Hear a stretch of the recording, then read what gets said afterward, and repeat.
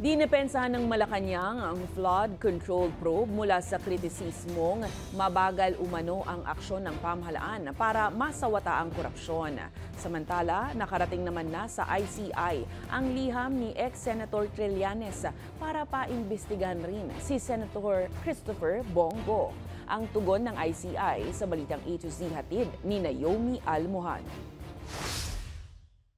Kapag ka po iba ang nadidinig nila, ibang mga naratibo, maaari talaga sila magkaroon ng hindi tamang pag-unawa sa nangyayari sa kasalukuyan. Dinipensahan ni Palace Press Officer Yuse Claire Castro ang flood control scam probe ng pamahalaan. Sa harap yan ng mga komentong mabagal umano ang galaw ng Independent Commission for Infrastructure at ng Marcos government matapos ang una nitong revelasyon sa flood control anomalies noong SONA nitong Hulyo. Tandaan na po natin, marami na po ang nangyari.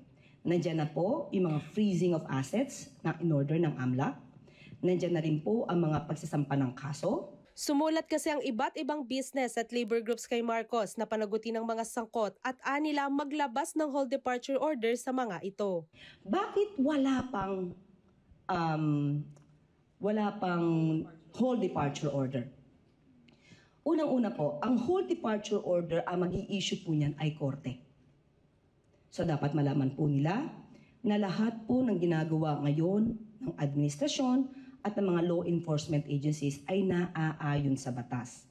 Muli namang iginiit ng ICI na hindi sila kailanman magagamit o magpapagamit para sa kahit anong political agenda.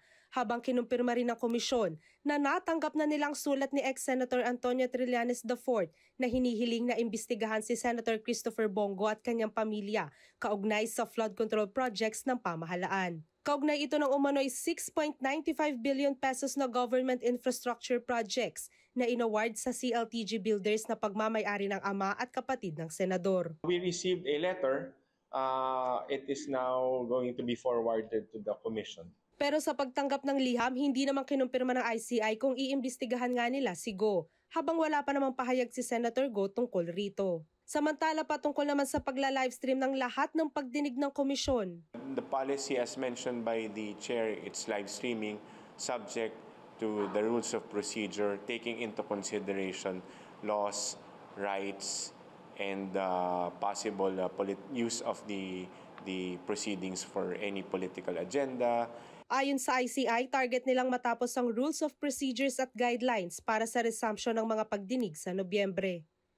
Para sa Balitang A to Z, Naomi Almohano.